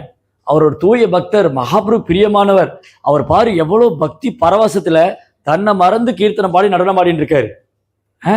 நமக்கு அந்த பிரேமம் கிடைக்கலையே, நமக்கு அந்த கருணை கிடைக்கலையே, அதனால இது ஒரு வரப்பிரசாதம், கருணையை எடுத்துக்கொண்டார். ஜெய் பிரபு மகாராஜ்க்கு. நம்மளை பக்தர் அடிக்கலாம் வேண்டாம், சும்மா ஒரு வார்த்தை சொல்லிட்டா போதும், அவ்வளோதான். நம்ம சண்டைக்கு போயிடுவோம். அவனே இவனே அது எப்படி என்ன சொல்லலாம்? சண்டைக்கு போனா நீ கோயிலுக்கு வர மாட்டேன், சேவை பண்ண மாட்டேன், அவரை அறையே வாங்கினார். அப்படி சொன்னாரு பிரதாப ராஜா, அது பகவானுடைய கருணையாக எடுத்துக்கொண்டு, அது அது வந்து உனக்கு ஆசீர்வாதம். நீ யார்கிட்ட அடி வாங்கியிருக்க? அவ்வளோ பெரிய பாகவதர் அவர் ஸ்ரீவாஸ் தாக்கூர், அவர் கரம மேலே பட்டது நீ செஞ்ச பாக்கியம்னார். ஸோ அது மாதிரி பிரதாபருத்த மகாராஜாக்கு மகாபிரபு மேலே அவ்வளோ அன்பு, அவ்வளோ பக்தி. அதனால தான் மகாபிரபு தன்னுடைய கருணையை அவர் கொடுத்தார். ஒரு பணிவான தூய்மையான பக்தரார். ஜெய் ஸ்ரீ பிரதாபருத்த மகாராஜ்க்கு. சைதன்ய மகாபிரபு ஜெகநாத் பூரியில் ஜெகநாத் தரிசனம் பண்ணி நின்று இருக்காரு. அங்கே ஜெகநாதுடைய ஆல்டர் இருக்கு உள்ள, அந்த ஆல்டருக்கு வெளியில ஒரு மண்டபம் இருக்கும், அதுக்கப்புறம் அங்கே ஒரு கருட ஸ்தம்பம் இருக்கும். இன்னைக்கு நீங்க போனீங்கன்னா இந்த கருட ஸ்தம்பத்தில் மகாபிரபு கை வச்ச அந்த அடையாளம் இருக்கும், அந்த விரலுடைய அடையாளம் பதிஞ்சிருக்கும். ஏன்னா மகாபிரபு வந்து ஜெகநாதன் உள்ள பிரேமத்தினால அவர் உடம்பெல்லாம் அப்படியே மெல்ட் ஆகும், சம்டைம் ஹீட் ஆகும், அது அந்த ஸ்தூன்ல வந்து அப்படியே பதிஞ்சிரும், அந்த வாலில் பதிஞ்சிருக்கும். மகாபிரபு கை வச்சுட்டு இருப்பார், அந்த இடம்லாம் அந்த அடையாளம் இருக்கும். அப்போ மகாபிரபு ஒரு நாள் ஜெகநாதர் தரிசனம் பண்ணுறதுக்காக நின்று இருக்காரு, கூட அவருடைய சகாக்கள்லாம் இருக்காங்க. ஒரு மாதாஜி வந்தா, ஜெகநாத் தரிசனம் பண்ணால் ஒரே கூட்டமாக இருக்கு, கண்ணுக்கு தெரிய மாட்டேங்குது. அதெல்லாம் என்ன பண்ணிட்டா, மகாபிரபு மேலே ஏறிட்டான். மகாபிரபு யாரு? முழுமுதற் கடவுள் ஸ்ரீ கிருஷ்ண சைதன்ய மகாபிரபுக்கு. அவர் பகவான் முழுமுதற் கடவுள். இந்த அம்மா அவர் மேலே ஏறிட்டார். இந்த பக்தர்கள்லாம் பிடிச்சி இழுக்கிறாங்க, கீழே இறங்கு கீழே இறங்கு, மாதாஜி மகாபிரபு அவரு கீழே இறங்கு. ஒரு சன்னியாசி கிட்ட மாதாஜி நெருங்க விட மாட்டாங்க. என்னைக்கு மகாபிரபு வந்து மாதாஜி தன் பக்கமே நெருங்க விட மாட்டார். ஆனா இந்த அம்மா அவர் மேலே ஏறிட்டு இவங்களாம் கூப்பிடுறாங்க. அப்ப மகாபிரபு சொன்னார், அவங்கள தொந்தரவு பண்ணாதீங்க, அவங்க பகவானை தரிசனம் பண்ணட்டும்னு. பகவானை தரிசனம் பண்றதுக்கு என் மேல என்னை மிதிச்சு போனாலும் நான் சந்தோஷமா இருப்பேன் மகாபிரபு. ஸ்ரீ கௌரங்க மகாபிரபுக்கு. இது வந்து மகாபிரபு பூரியில் இருந்த போது இவர் அவருடைய செக்ரட்டரி, மகாபுடைய காரியதர்சி கோவிந்தா. கோவிந்தா என்ன ஒரு நாள் மகாபிரபு என்ன பண்ணார்னா, அவர் வந்து இந்த என்ட்ரன்ஸ்ல அந்த ரூம், அந்த கம்பீரால என்ட்ரன்ஸ்ல தலையை வச்சு படுத்துட்டார். கோவிந்தா என்ன பண்ணாரு, மகாபிரபுக்கு பிரசாதம் பரிமாறணும், பிரசாதம் குக் பண்ணி வச்சிருக்காரு. அப்போ மகாபிரபு எந்திரிச்ச உடனே அவருக்கு பிரசாதம் பரிமாறணும். இப்போ பிரசாதம் இந்த ரூமுக்கு அந்த அறையிலேருந்து அவர் இங்கே வரணும், மகாபிரபுக்கு பிரசாதம் தயார் பண்ணுறதுக்கு. மகாபிரபு தூங்கி எந்திரிச்ச உடனே அவருக்கு பிரசாதம் தயார் பண்ணுறதுக்கு கோவிந்தா அந்த அறையிலேருந்து இங்கே வரணும். இங்கே வந்து குக் பண்ணிட்டு எடுத்துட்டு போய் மகாபிரபு சர்வ் பண்ணணும். அப்போ மகாபிரபு ஆக்சுவலி ஒரு வைஷ்ணவரை தாண்டக்கூடாது, வைஷ்ணவரே தாண்டக்கூடாதுன்னு எப்படி மகாபிரபு தாண்டலாம்? அவர் முழுமுதற் கடவுள். அப்போ கோவிந்தா என்ன பண்ணுவார், அந்த பக்கம் இருந்து இந்த பக்கம் வந்து மகாபிரபு தாண்டி வந்துடுவார். மகாபிரபு தாண்டி வந்து அவருக்கு பிரசாதம் பரிமாறுவார். பிரசாதம் சாப்பிட்டு மகாபிரபு களைப்பில் திரும்பி படுத்துடுவார். இப்போ கோவிந்தா பிரசாதம் சாப்பிடணும், அவருடைய பிரசாதம் அந்த ரூம்ல இருக்கு. கோவிந்தா சாப்பிடாம உட்காந்துட்டு இருக்காரு. மகாபிரபு எழுந்திரிச்சு கேட்பார், நீ பிரசாதம் சாப்பிட்டேன்னு கேட்பார். இல்லை மகாபிரபு, நான் பிரசாதம் ஏன் சாப்பிடலன்னாரு. என்னுடைய பிரசாதம் வந்து அந்த அறையில் இருக்கு. நீ எப்படி இங்கே உள்ள வந்த? உங்களை தாண்டி தான் வந்தேன். அதே மாதிரி தாண்டி போக வேண்டியதானே? அது வந்து நான் உங்களை தாண்டி வந்தது குற்றம், அந்த குற்றம் ஆனாலும் பரவாயில்ல, உங்க சேவைக்காக உங்களை தாண்டி வந்தேன். இப்போ பிரசாதம் எனக்காக சாப்பிடணும், அதுக்காக நான் உங்களை தாண்டி போக மாட்டேன். பகவான் சேவைக்காக அதை பண்ணினாரே தவிர இப்போ எனக்கு பிரசாதம் சாப்பிடணும் அதுக்காக நான் உங்களை திரும்பி தாண்டி போகணும்னு அவசியம் இல்லை. அது நீங்கள் எந்திரிச்சதுக்கு அப்புறம் சாப்பிட்டுலாம் உட்காந்துட்டு இருந்தேன். That much surrenders Govinda. கோவிந்தாவுக்கு வந்து அந்த அளவுக்கு சரணாகதி. பகவானுடைய சேவைக்காக அதை சிந்திட்டாரு. அது தப்பு தான், அவர் வழியில படுத்துட்டு இருக்காரு, அவர் தாண்டப்படாது. ஆனா அது போனாதான் அவருக்கு பிரசாதம் கொடுக்க முடியும். மகாபிரபு எந்திரிச்சோடனே பசிக்கும் அவருக்கு. அவ பகவானுடைய சேவைக்காக அப்படி பண்ணாரு, அவர் தாண்டி வந்துட்டாரு. இப்ப அவர் சாப்பிடணும், தாண்டி போய் தான் சாப்பிடணும், அவர் போல அங்க உட்காந்துட்டு இருந்தாரு. ரைட், கோவிந்தா கி.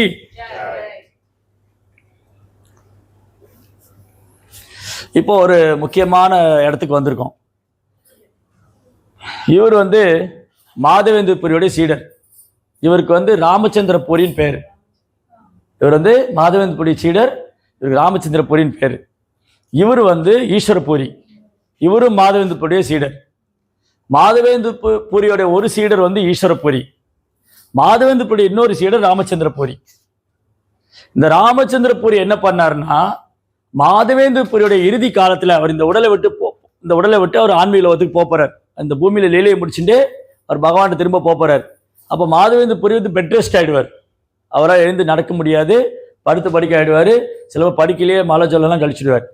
அப்ப ஈஸ்வரபூரி என்ன பண்ணுவார்னா, குரு பக்கத்திலே இருந்து அந்த மலை மூத்திரெல்லாம் கிளீன் பண்ணி அவரை குளிக்க வச்சு அவருக்கு பிரசாதம் பண்ணி அந்த பிரசாதத்தை ஊட்டி விட்டு கூட இருந்து குருவுக்கு சேவை பண்ணுவார். அப்போ மாதவேந்திர புரி என்ன பண்ணுவார்னா, சில நேரம் கிருஷ்ணரை மறந்து அழுவார். கிருஷ்ணருடைய நினைவுல சில நேரம் கிருஷ்ணரை நினைச்சு அழுவார், சில நேரம் சிரிப்பார், சில நேரம் அப்படி மயங்கி விழுந்துருவார், சில நேரம் ஒரு கண்ணுல இருந்து தார கண்ணீர் வரும். அப்ப ஈஸ்வரபுரி பக்கத்துல உட்காந்துட்டு அவருக்கு சில பாகவதெல்லாம் வந்து படிச்சுட்டு இருப்பார், மாதவபுரி கேட்டுட்டு இருப்பார். அப்புறம் மாதவேந்திரபுரி என்ன பண்ணுவார்னா, ராதாராணியோடைய ஸ்லோகம்லாம் எடுத்து பாடுவார். ஓ கிருஷ்ணா, நீங்க எங்க இருக்கீங்க, நான் எப்போ உங்களை தரிசனம் பண்ண போறேன், எனக்கு எப்போ உங்க தரிசனம் கிடைக்கும் அப்படின்னு ராதாராணியோடைய பிரார்த்தனை எல்லாம் மாதவேந்திரபுரி பண்ணிட்டு இருப்பார். அப்ப இந்த ராமச்சந்திரபுரி என்ன பண்ணுவாரு, அவர் அங்க வந்து சொல்லுவாரு, உனக்கே வயசாயிடுச்சு, ஏன் இப்படி புலம்பிண்டு அழுதுன்னு இருக்க, பேசாம இரு, இந்த மாதிரி ராமா கிருஷ்ணன் கோவிந்தான்னு சொல்லாம நீ பிரம்மத்தை தியானம் பண்ணு அப்படின்னு குருக்கே உபதேசம் பண்ணுவார். இவருடைய செயலால மாதவேந்திரபுரி வந்து ரொம்ப கோபம் வந்துடும். அயோக்கியனே, முன்னாடி இருக்கிறத போ வெளியே. இந்த மாதிரி குருவுக்கு அபராதம் பண்ணி குருவுக்கே உபதேசம் பண்ணார். இவர் ஆன்மீக குருவுடைய மனோநிலையை புரிஞ்சிக்காம, ஆன்மீக குருவுடைய செயலை புரிஞ்சிக்காம இந்த முட்டாள் சீடர் வந்து அவருக்கே உபதேசம் பண்ணார். நீ பிரம்மத்தை தியானம் பண்ணு, அதுவும் பிரம்மத்தை தியானம் பண்ணுன்னு சொல்ற, நீ பகவானுடைய லீலைகளை ஸ்மரணம் பண்ணுங்க பிரபு, நான் உங்களுக்கு சேவை பண்றேன்னா பணிவா சொல்லாம நீ ஏன் அழுதுன்னு இருக்க. அவருடைய ஆன்மீக குருவுடைய நிலைமை அவரால் புரிஞ்சிக்க முடியல. இதுக்கு ஏன்னா வீண் கர்வம். இந்த ராமச்சந்திர பூரிக்கு வீண் கர்வம் ஆணவம் இருந்ததுனால மாதவேந்திர புரியோடைய மனோபாவத்தை புரிஞ்சிக்காம அவர் பகவானுடைய பிரிவுல வந்து வாடின்னு இருக்காரு, பகவானுடைய பிரிவுல வந்து அழுறாரு, பகவானுடைய பிரிவுல அந்த உடலை விட போறாருன்னு புரிஞ்சிக்காம அந்த குருவுக்கே உபதேசம் பண்ணார். இவர் குருவுக்கே உபதேசம் பண்ணதுனால மாதவேந்திர புரி சீடர்கள்லாம் அவர் விலக்கிட்டாங்க, யாரும் இவர் கூட சேரல, எல்லாரும் விலக்கி வச்சுட்டாங்க. ஒரு அபராதி, குரு அபராதி. குரு வந்து அவரை திட்டி அமைச்சிட்டாரு, என் முன்னாடி நிக்காத போ, என்னை போய் நீ பிரம்மத்தை தியானம் பண்ணுன்னு சொல்றியா அயோக்கியனே, என் முன்னாடி நிக்காத போடா வெளியேன்னு துரத்தி விட்டார். அப்போ ஆன்மீக குருடைய பாதத்துக்கு, ஆன்மீக குருவுடைய தாமரை திருப்பாது குற்றம் விளைவித்த இந்த ராமச்சந்திர பூரி வைணவ அபராதம் பண்ண ஆரம்பிச்சார். வைஷ்ணவட்ட குறை கண்டுபிடிச்சார். முதல்ல குருவிட்ட குறை கண்டுபிடிச்சார், அப்புறம் வைஷ்ணவட்ட குறை கண்டுபிடிச்சார், தென் ஃபைனலி மகாபிரபுட்டே குறை கண்டுபிடிக்க ஆரம்பிச்சிட்டார். ஒரு நாள் மகாபிரபு ரூமுக்கு வந்தாரு. மகாபிரபு என்ன பண்ணுவார்னா, இவர் தன் குருவுடைய ஆன்மீக சகோதரர், ராமச்சந்திர புரியானவர் ஈஸ்வரபுரியோட ஆன்மீக சகோதரர். அதனால மகாபிரபு என்ன பண்ணுவார்னா, இவர் எப்பவுமே தன்னை குருவா பாவிப்பார். அந்த குருவுக்கு என்ன மரியாதை கொடுக்குறாரோ அதை இவர் கொடுப்பார். ஆனா இவர் என்ன பண்ணுவாரு, மகாபிரபு பிரசாத் சாப்பிடும்போது நீ ஒரு சன்னியாசி என்ன எவ்வளவு சாப்பிடுற, அன்னைக்கு மகாபிரபு என்ன பண்ணிட்டார், அன்னிலேருந்து சாப்பிட்றதே குறைச்சிட்டார். ஒரு நாள் மகாபிரபு பிரசாத் சாப்பிட்டு இருக்கும்போது இவர் போய், நீ ஒரு சன்னியாசி இவ்வளவா சாப்பிடுவ நீ, அப்ப சொன்ன உடனே மகாபிரபு, என் குருமாரி சமமானவர், என் குருவுடைய காட் பிரதர், இவர் எனக்கு குரு மாதிரி தான் அப்படின்னு சொல்லிட்டு அன்னிலேருந்து கால்வாசி தான் முக்கால்வாசி சாப்பிட்றத குறைச்சிட்டார். பக்தர்கள்லாம் அழுதாங்க. மகாபிரபு வந்து சாக்ஷாத் ஜெகநாத் கிருஷ்ணர், அவர் வந்து எவ்வளோ அழகா பக்தர்கள் அன்போடு கொடுத்து சாப்பிட்டு இருந்தாரு. இவர் சொல்லின உடனே அவரை வந்து இவர் அபராதம் பண்ணிட்டு, மகாபிரபுக்கு அபராதம் பண்ணி, இப்போ மகாபிரபு இவர் சொன்னாருன்னு சொல்லி கொஞ்சம் தான் சாப்பிட்றாரு. பக்தர்கள் அவரை நிந்திக்கிறாங்க, இவர் நல்லாவே இருக்க மாட்டாரு, மகாபிரபு போய் அபராதம் பண்ணிட்டாரு. இதோடு நிப்பாட்டில இவர். ஒரு நாள் மகாபிரபு ரூமுக்கு வந்து அங்கே நிறைய எறும்புகள்லாம் போயிட்டு இருந்தது. ஏய், நீ ஒரு சன்னியாசி, உன் ரூம்ல ஸ்வீட் எல்லாம் ஒழிச்சு வச்சிருக்க, நீ இனிப்போ ஒழிச்சு வச்சு சாப்பிட்டு இருக்கியா, எங்க இருந்து இந்த எறும்பெல்லாம் வந்தது, என்ன மாதிரி சன்னியாசி நீ அப்படின்னு மகாபிரபு குற்றம் பண்ணார். இந்த மாதிரி இவர் என்ன ஆனாரு, வைஷ்ணவருக்கு அபராதம் பண்ணி, குருவுக்கு அபராதம் பண்ணி, மகாபிரபுக்கு அபராதம் பண்ணி சுத்தமா வீழ்ந்து போனார் பக்தியிலிருந்தே. பக்தி பார்த்து விலகி போய் அட்ரஸே இல்லாமனார். இவருக்கு நேர்மாறா ஈஸ்வரபுரி என்ன பண்ணாரு, குருவுக்கு பணிவா சேவை பண்ணி குருவை திருப்திப்படுத்தினால, வைஷ்ணவரோட அன்பு பண்ணதுனால பகவானுக்கு குருவானார். ஏன் ஈஸ்வரபுரிய மகாபிரபு குருவா எடுத்துட்டாரு? அதுதான் காரணம். ஈஸ்வரபுரி ஏன் மகாபிரபு குருவா எடுத்துட்டாரு? ஈஸ்வரபுரி அவ்வளோ பணிவான பக்தி, ரொம்ப பணிவானவர்.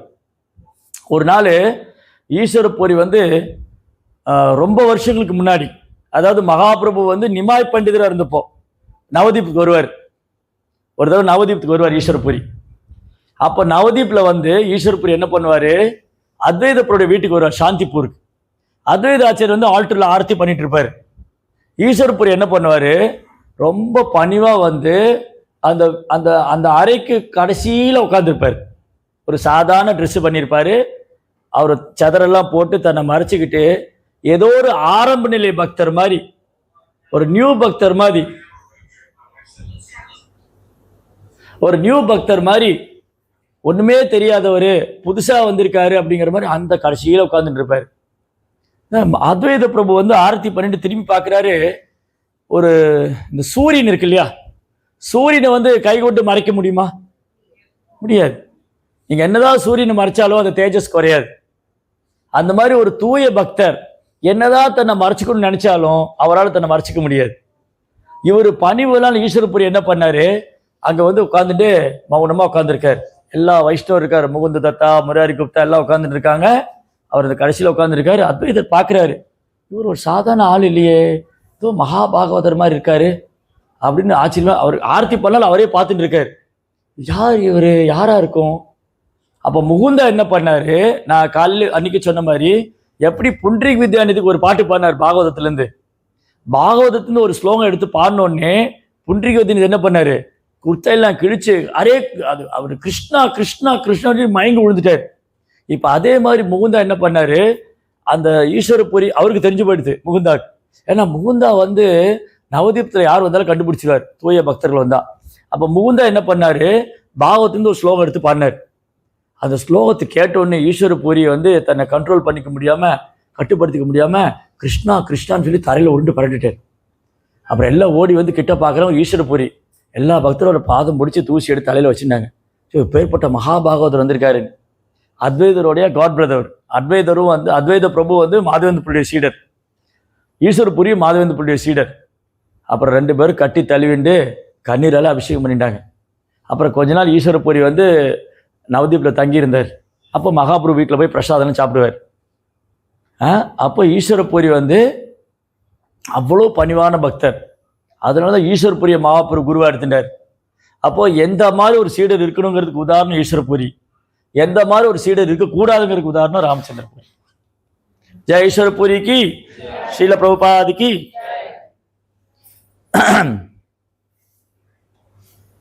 ஹரிதாஸ் தாக்கூர் பார்ட் 2. ஹரே கிருஷ்ணா. ஸோ நம்ம ஹரிதாஸ் தாக்கூர் சரித்திரம் படிச்சுட்டு இருந்தோம். எப்படி அவர் நவதீப்பில் பெங்காலில் அவர் பல இடங்களில் சுற்றுப்பயணம் பண்ணி நாம ஜபம் பண்ணி சங்கீர்த்தனம் பண்ணிட்டு மகாபுருடைய இதில் கலந்துட்டு நித்யானந்தர் கூட பிரச்சாரத்துக்கு போயிட்டு அவருக்கு 24 மணி நேரம் தான். ஹரிதாஸ் தாக்கூர் 24 மணி நேரம் தான். அதில் 22 மணி நேரம் சாண்டிங் பண்ணுவார். மீதி உள்ள நேரத்தில் கீர்த்தனை கலந்துக்குவார். நித்யானந்தோட பிரச்சாரத்துக்கு போவார். அப்படி ஹரிதாஸ் தாக்கூரா எப்போவுமே பகவான் நாம சொல்லிகிட்டே இருப்பார். அப்புறம் மகாபிரபு சன்னியாசி எடுத்துட்டு ஜெகநாத் பூரி வந்தோடனே ஹரிதாஸ் தாக்கூரா பூரி வந்துடுவார். பூரி கடற்கரை பக்கத்தில் சித்த பகுலான்னு ஒரு இடம் இருக்கும். பகுலானா அந்த பகுல மரம். அந்த சித்த பகுலால ஒரு சின்ன குடிசை வச்சுட்டு ஹரிதாஸ் தாக்கூர் அங்கே தங்கியிருப்பார். ஹரிதாஸ் தாக்கூர் பிறப்பால் ஒரு முசல்மான். அதனால ஜெகநாத் பூரி கோயிலுக்குள்ளே போக மாட்டார்.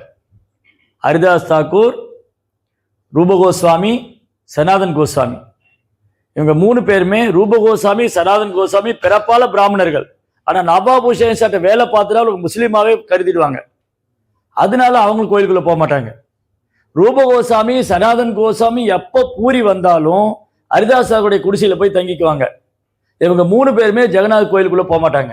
ஏன்னா ஜெகநாத் பூரி கோயிலில் வழக்கம் என்னன்னா, இந்துக்கள் அல்லாதவங்க சனாதன தர்மத்தை பின்பற்றாதவங்க கோயிலுக்குள்ள அனுமதி இல்லை. அப்போ கோயிலுடைய அந்த ரூல்ஸ் அண்ட் ரெகுலேஷன், கோயிலுடைய சட்டத்திட்டங்களை நம்ம மீறக்கூடாது, கோயிலுடைய சட்டத்திட்டத்தை நம்ம மதிக்கணும்னு சொல்லிட்டு இவங்க 3 பேரும் கோயிலுக்குள்ள போக மாட்டாங்க. ஹரிதாஸ் தாக்கூர் போகவே மாட்டார். ஹரிதாஸ் தாக்கூரா வந்து ஜெகநாத் கோயிலுக்குள்ள போல, கோயில் என்டர் ஆகல, அந்த கோயிலுக்குள்ள போய் பிரசாதம் சாப்பிடல. ஆனா எந்த ஜெகநாதர் முழுமுதற் கடவுளோ, யார் அங்க புருஷோத்தம கஷேத்திரத்துல ரத்ன சிம்மாசனத்துல உட்கார்ந்துட்டு இருக்காரோ, அதே ஜெகநாதர் சைதன்ய மகாபுர் ரூபத்துல ஹரிதாஸ் தாக்கூர் பிரசாதம் கொண்டு வருவார் தினமும். ஜெய் தாம ஹரிதாஸ் தாக்கூர் கி, ஸ்ரீ கௌரங்க மகாபிரபு கி. அவர் ஜெகநாதரை பார்க்க போல, ஜெகநாதர் மகாபுர் ரூபத்துல அவர் தேடி வர்றாரு. எப்படி? அப்ப ஹரிதாஸோட பக்தி என்ன? ஹரிதாஸ் தாக்கூர் கோயிலுக்குள்ள போய் ஜெகநாதரை பார்க்கல, ஜெகநாதர் மகாபிரபு ரூபத்துல அவரை பார்க்க வர்றாரு, பிரசாதத்தோட வர்றாரு. எவ்ரி டே ஒரு நாள் மகாபிரபு ஹரிதாஸ் தாக்கூரை பார்க்க போவாரு, பிரசாதம் கொண்டு போய் கொடுப்பாரு. என்னைக்கா ஒரு நாள் போக முடியலையா, கோவிந்தாட்ட கொடுத்து அனுப்புவார். இப்ப ஹரிதாஸ் தாக்கூர் பிரசாதம் கூட அவர் கோயிலுக்குள்ள வரமாட்டாரு. அப்ப கோயிலுடைய சட்டத்திட்டத்தை மகாபிரபு அவர் ஃபாலோ பண்றத சந்தோஷமா எடுத்துட்டார். அவர் கோயிலுக்குள்ள வரல, ஏன்னா அதுல வந்து மேற்று மதக்காரங்க உள்ள அனுமதிக்க மாட்டாங்க, அது அந்த கோயிலோட சட்டம். அந்த சட்டத்தை அவர் ஃபாலோ பண்ணாரு. ஸோ பகவான் என்ன பண்ணாரு, நீ கோயிலுக்குள்ள வரல, நான் வர ஒன்று தேடி. அப்ப பக்தி சித்தாந்த மகாராஜ் என்ன சொல்றாரு, நீங்க கிருஷ்ணரை பார்க்கணும்னு முயற்சி பண்ணாதீங்க. நான் கிருஷ்ணரை பார்க்கணும், கிருஷ்ணர் எங்க இருக்காரு, கிருஷ்ணர் எனக்கு எப்ப தரிசனம் கொடுப்பாரு, எப்ப ஒரு கருணை கிடைக்கணும் நீங்க முயற்சி பண்ணாதீங்க. நீங்க சேவை பண்ணிட்டே இருங்க, பகவான் உங்களுக்கு தரிசனம் கொடுப்பார். ரைட்? ஸ்ரீ கௌரங்க மகாபிரபு கி. அப்போ தினமும் மகாபிரபு போய் ஹரிதாஸ் தாக்கூரை மீட் பண்ணுவார். அப்போ ஒரு நாள் மகாபிரபு ஹரிதாஸ் தாக்கூர் பேசிட்டு இருக்கு. மகாபிரபு கேட்கிறார், ஹரிதாஸ், இப்போ வந்து நீ வந்து சான் பண்ற, நீ வந்து தினமும் ஹரே கிருஷ்ணா மந்திரம் சொல்ற, அதனால உனக்கு வந்து கிருஷ்ணருடைய கருணை கிடைக்கும், உனக்கு கிருஷ்ணர் மேல பிரேமம் வரும், கிருஷ்ணருடைய கருணை கிடைக்கும், நீ எல்லா விதமா பாவத்திலிருந்து விடுபடலாம், நீ பகவான்கிட்ட போயிடலாம். இப்போ நீ நாமம் சொல்ற, இந்த யவனர்கள் என்னவாங்க, யவனர்கள் நேச்சர்கள் அவங்களாம் நாமம் சொல்றது இல்லையே, குறிப்பா யவனர்கள் முசல்மான் வந்து நாமம் சொல்றது இல்லை, அப்ப அவங்க என்ன ஆவாங்க? அப்ப ஹரிதாஸ் சொல்றார், மகாபிரபு அவங்க ஹராம்னு சொல்லுவாங்க, ஹராமா ஹராம். அந்த ஹராம் ராம்னு சொல்லியிருக்காங்க இல்லையா, அவங்க அவங்கள அறியாமலே ராம்னு சொல்றான், ஹராம்னு சொல்றான். அப்போ ஒரு முசல்மான் ஒரு யவனன் ஹராம் அப்படின்னு சொன்னா, அவர் ராம்ங்கிற நாமத்தை சொன்னா அந்த பலன் அவனுக்கு கிடைக்கும். இஸ் அன்ஓன்லி சாண்டிங், அதாவது இது பகவான் நாமம்னு தெரியாம ராம்னு சொல்லிட்டு இருக்கான், அப்ப அவனுக்கு பெனிஃபிட் கிடைக்கும்னு. நம்ம ஹரிதாஸ் தாக்கூர் கி. இங்க கூட சொல்றாங்க இல்லையா, ஹரின்னு வார்த்தை யூஸ் பண்ணுவாங்க, ஹரி, ராமா ஹரி. அப்புறம் இந்த என்ன இருக்கு, புத்திர ஜெயா ஹரி ஜெயா எல்லாம் போட்டிருப்பாங்க, அங்க ஹரி ஹரிங்கிற வேர்டு யூஸ் பண்ணிப்பாங்க. ஸோ தேர் அன்ஒன்லி சாண்டிங் ஹரி. ஒருத்தர் நாமத்தை தெரிஞ்சு சொன்னாலும், பகவான் நாமம் இருக்கு இல்லையா, அது தெரிஞ்சு சொன்னாலும் சரி, தெரியாம சொன்னாலும் சரி, விளையாட்டுக்கு சொன்னாலும் சரி, கேலி பண்ணாலும் சரி, எல்லாத்துக்கும் அது எல்லாமே இந்த நாமத்தோட பலன் கிடைக்கும். இப்போ நீங்க ரோட்ல நம்ம போயிட்டு இருக்கோம், இந்த பாரு ஹரே கிருஷ்ணா போறாங்க, அதுக்கும் பெனிஃபிட் கிடைக்கும். ஒருத்தர் கேலி பண்ண பாரு ஹரே ராமா ஹரே கிருஷ்ணாவா, அதுக்கும் பெனிஃபிட் கிடைக்கும். அந்த கிருஷ்ணாங்கிற வார்த்தைய ஒருத்தர் ஒரு பக்தனை பார்த்து கேலியா சொன்னாலும் சரி, விளையாட்டா சொன்னாலும் சரி, நம்பிக்கை இல்லாம சொன்னாலும் சரி, அது பலன் கிடைக்கும். ரைட்? அப்போ இந்த ஹராம்ங்கிற வேர்டு அவங்க யூஸ் பண்றாங்க, அதுல ராம்ங்கிற நாமம் இருக்கு, அந்த ராமநாமம் சொல்ற அவனுக்கு வந்து பகவான் கருணை கொடுத்துருவாரு. அப்போ மகாபிரபு அடுத்தது கேட்டாரு, சரி ஓகே, சரி அந்த முசல்மான் வந்து ஹராம்னு சொல்றான், இந்த தாவரங்கள் என்ன பண்ணும், தாவரங்கள் பறவைகள் விலங்குகள் இருக்கு, அது ரொம்ப பாவப்பட்ட ஜென்மம், அது எப்படி வந்து விடுதலை அடையும்? முசல்மான் வந்து ஹராம்னு சொன்னா விடுதலை கிடைக்கும், இவங்களே எப்படி விடுதலை கிடைக்கும்? அப்ப ஹரிதாஸ் தாக்கூர் சொல்றார், யார் ஒரு வைஷ்ணவர் உங்க நாமத்தை உரத்த குரல்ல பாடும்போது, ஹரே கிருஷ்ணா கிருஷ்ணா கிருஷ்ணா ஹரே ஹரே, ஹரே ராம் ராம் ராம் ஹரே ஹரே, அந்த நாமம் ஒரு வைஷ்ணவர் கீர்த்தனை பண்ணும்போது, அவர் ஜெபம் பண்ணும்போது, அந்த உரத்த குரல் அவர் பாடும்போது, தாவரங்கள் பறவைகள் விலங்கினங்கள் புழுக்கள் பூச்சிங்க எல்லாருக்கும் பெனிஃபிட். ஹரிதாஸ் தாக்கூர் கி. Mahaprabhu become very happy.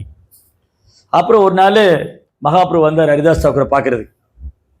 அப்போ ஹரிதாஸ் தாக்கூரை வந்து தரையில் படுத்துட்டு இருக்காரு, படுத்துட்டு அப்படியே மெதுவாக சான் பண்றாரு, ஹரே கிருஷ்ணா கிருஷ்ண கிருஷ்ணா ஹரே ஹரே, ஹரே ராம் ராம் ராம் ஹரே ஹரே. மகாபிரபு வந்தானே அவர் எழுந்திருக்க முடியல, அப்படி மெதுவாக எழுந்திரிச்சு மகாபிரபு சொல்றாரு, ஹரிதாஸ் இரு என்ன இல்லை மகாபிரபு, என்ன ஹரிதாஸ்னார், என்னால் முன்ன மாதிரி சேன் பண்ண முடியல, ரொம்ப கஷ்டமாக இருக்குது, எனக்கு ரொம்ப ஏஜ் ஆகிடுச்சு, ரொம்ப வெரி ஓல்டு, ஹரிதாஸுக்கு ரொம்ப வயசாகிடும், அதனால் கஷ்டமாக இருக்குது. அப்போ ஹரிதாஸ் மகாபிரபு சொன்னார், நீ ஏற்கனவே நிறைய சொல்லிட்டேன், நீ வந்து நாமாச்சாரியன், நீ ஏற்கனவே லட்சக்கணக்கான நாமம் சொல்லிட்டேன், நீ நிப்பாட்டிட்டு போதும்னார். இல்லை மகாபிரபு, என்னால் நிப்பாட்ட முடியாது, பகவான் சொல்றாரு நீ நாமம் சொன்னது போதும்னு. ஹரிதாஸ் சொன்னார், இல்லை என்னால் நிப்பாட்ட முடியாது. அது வந்து அவருக்கு இந்த நாமங்கிறது ஹரிதாஸ் அவருக்கு உயிர் மூச்சு, அவர் சுவாசம், அவருடைய ஆன்மா. அது நின்னா அவர் ஆன்மா நின்று போயிடும். அவர் சொன்னார், என்னால் சொல்லாமல் இருக்க முடியாது. சரி, அப்போ குறைச்சிக்கோ, ஒரு ரவுண்ட்ஸ் குறைச்சிக்கோ, முன்ன மாதிரி நிறைய சொல்லுவேன். இல்லை மகாபிரபு, நான் சொல்லுவேன். அப்போது ஹரிதாஸ் மகாபிரபு, எனக்கு இந்த ஒரு வரம் கொடுங்கன்னு. என்ன வேணும்னாரு, நீங்கள் இருக்கும்போதே அந்த உடலை விட்டுறணும். உங்கள் முன்னிலையில் உங்களுடைய தாமரை திருப்பாத்தை தரிசனம் பண்ணிட்டே அந்த உடலை விட்டுறணும், அந்த ஒரு வரம் கொடுங்க. அப்போ மகாபிரபு சொன்னார், ஹரிதாஸ், உன்னை பிரிஞ்சு நான் எப்படி இருப்பேன்னு. மகாபிரபு சொன்னார், எனக்கு பிரியமான பக்தன், உன்னை பிரிஞ்சு நான் எப்படி இருப்பேன், உன்னை பிரிஞ்சு என்னால் இருக்க முடியாது, அதனால் நான் உன்னை அவ்வளோ சீக்கிரம் விட மாட்டேன். இல்லை மகாபிரபு, என்னால் முடியல, எனக்கு ரொம்ப ஏஜ் ஆகிடுது, என்னால் முன்ன மாதிரி சேன் பண்ண முடியல, ஸோ அதனால் எனக்கு நீங்கள் கருணை கொடுங்க, நான் சீக்கிரம் உங்கள் பார்வையில் உங்கள் முன்னிலையில் உங்கள் நாமத்தை சொல்லிவிட்டு இந்த உடலை விடணும். மகாபிரபு சிரிச்சுட்டே போயிடுவார். அப்புறம் அடுத்த நாள் கோவிந்தா வருவார். அன்னைக்கு வந்து மகாபிரபு வர முடியாது, கோவிந்தாட்ட பிரசாதம் கொடுத்து அனுப்புவார்.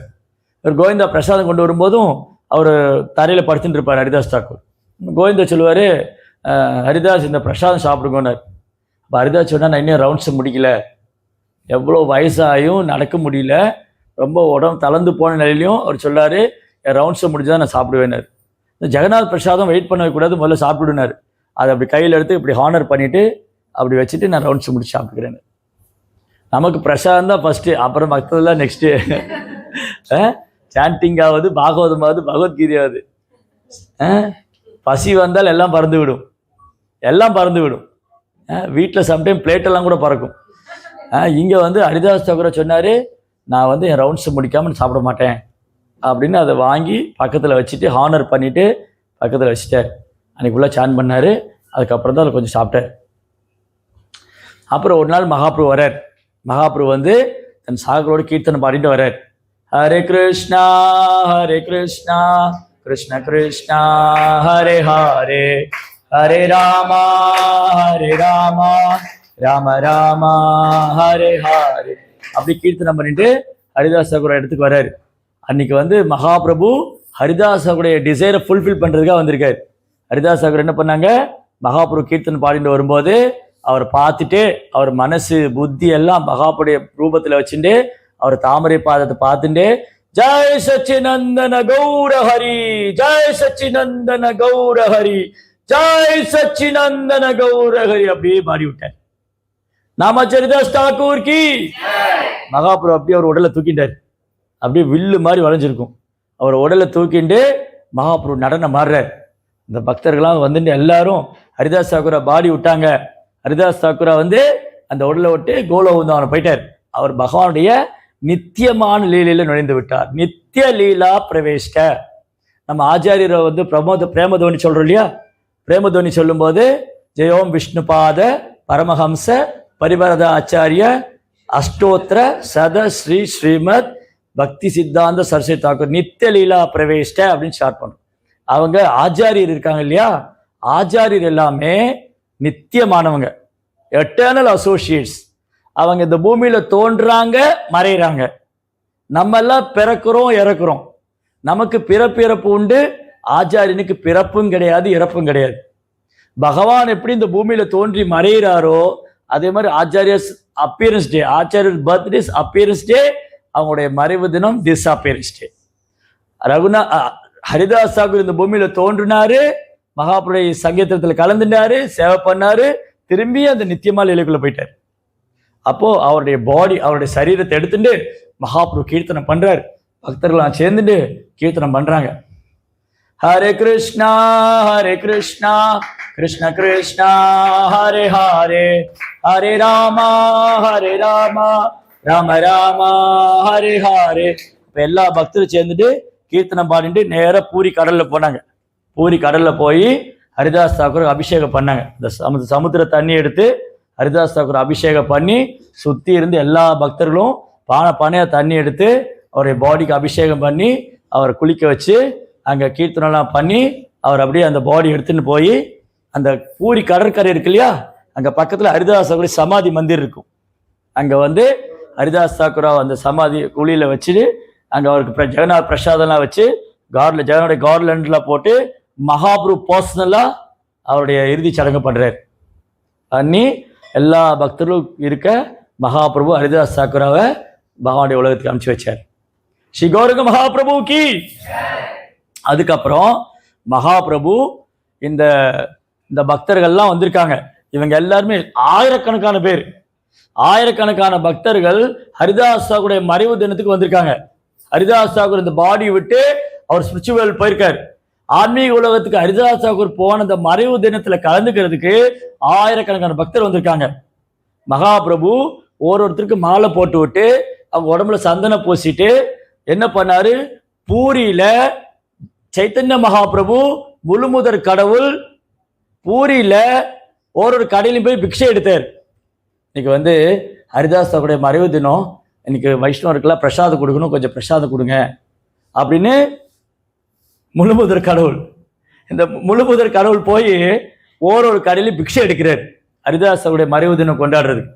அப்போ இவர் போகிறத பார்த்துட்டு நித்யானந்த பிரபு அழுக வந்துடும். நித்யானந்த பிரபு அப்புறம் வந்து ஸ்வரூப் தாமோதர் அவங்க சொன்னாங்க, மகாபிரபு நீங்கள் போகாதீங்க, நாங்கள் போகிறோம், நீங்கள் இருங்க, நாங்கள் போய் பிக்ஷை எடுக்கிறோம்.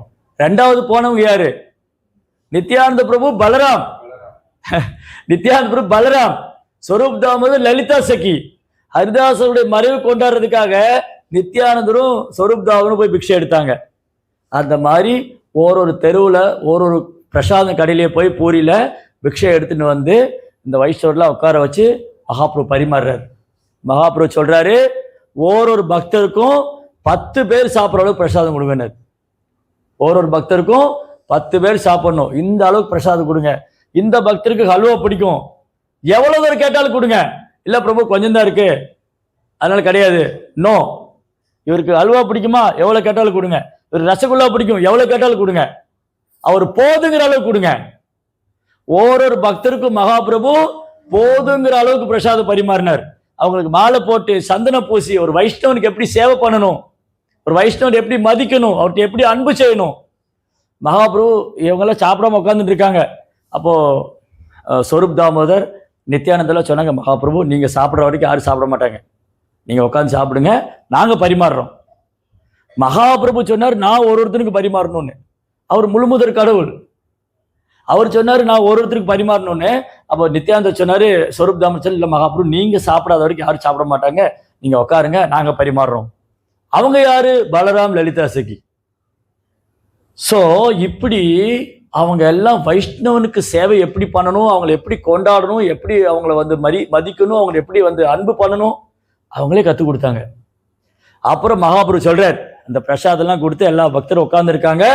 மகாபிரபு சொல்றாரு, நாமாச்சாரியர் ஹரிதாஸ் தாக்கூருடைய மறைவு தினம் இன்னைக்கு அப்படின்னு சொல்லிட்டு ஹரிதாஸுடைய மகிமைகளை 10 வாய் இருந்தா எப்படி வர்ணிக்கலாம், அந்த மாதிரி மகாபிரபு சொல்றார். ஹரிதாஸுடைய தெய்வீகமான குணங்களை, அவர் எந்த அளவுக்கு பகவான் மேல அன்பு வச்சிருந்தார், எப்படி நாம ஜபிச்சார், எப்படி சேவை பண்ணார், 10 இதழ் கொண்டு மகாபிரபு வர்ணிக்கிறார்.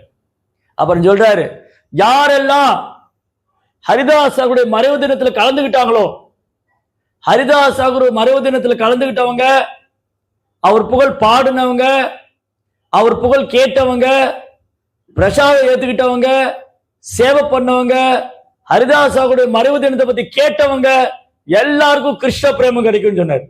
ஸ்ரீ கௌரங்க மகாபிரபு கி.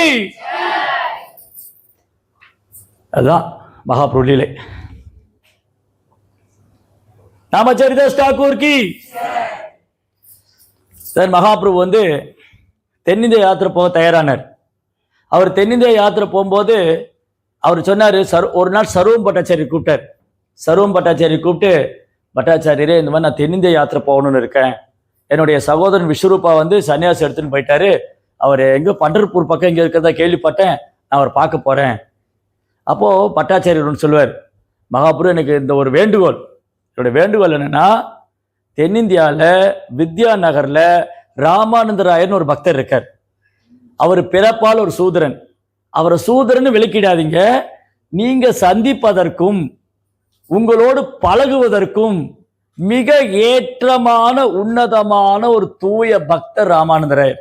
அதனால என்னோட வேண்டுகோள் என்னன்னா, தென்னிந்திய யாத்திரையில தயவுசெய்து ராமானந்தராயரை விளக்கிடாதீங்க. அவரை நீங்க தரிசனம் பண்ணணும், அவர் பார்க்கணும். நீங்க அவர் கோதாவரி நதிக்கரையில இருப்பாரு, நீங்க போனா பார்க்கலாம். மகாபுரு சொன்னார், அப்படியே ஆகட்டும், நீங்க சொன்ன மாதிரி நான் ராமானந்தராயரை மீட் பண்றேன்னு. அப்போ மகாபுரு வந்து பூரியிலேருந்து கிளம்பி அப்படியே ஒரு இடமா அந்த அவர் எங்கெல்லாம் போனாலும் அந்த லிஸ்ட் பூரா சைத்தன்ய சரிதாமிரதம் மத்தியில இருக்கு. தென்னிந்திய யாத்திரை, மகாபிரபுடைய தென்னிந்திய யாத்திரை. மகாபிரபு தென்னிந்திய யாத்திரையில எங்கெல்லாம் போனாரோ, யாரையெல்லாம் சந்திச்சாரோ, அவங்க எல்லாத்தையும் கிருஷ்ண பிரேமத்துல மூழ்கடிச்சார். மகாபிரபு பார்த்தவங்க, தரிசனம் பண்ணவங்க எல்லாருக்கும் கிருஷ்ண பிரேமம் கிடைச்சது. அவர் வழிநடுக்க கீர்த்தன் பாடிட்டே போவார். கிருஷ்ண கிருஷ்ணா கிருஷ்ணா கிருஷ்ணா கிருஷ்ண கிருஷ்ணா கிருஷ்ணா ஹே. வாங்க, கிருஷ்ண கிருஷ்ணா கிருஷ்ணா ஹே, கிருஷ்ண கிருஷ்ணா கிருஷ்ணா கிருஷ்ணா கிருஷ்ண கிருஷ்ணா கிருஷ்ணா ஹே, கிருஷ்ண கிருஷ்ணா கிருஷ்ணா கிருஷ்ணா கிருஷ்ண கிருஷ்ணா கிருஷ்ணா ஹே, கிருஷ்ண கேசவ கிருஷ்ண கேசவ கிருஷ்ண கேசவ பாஹி மாம். கேட்கல சத்தமா?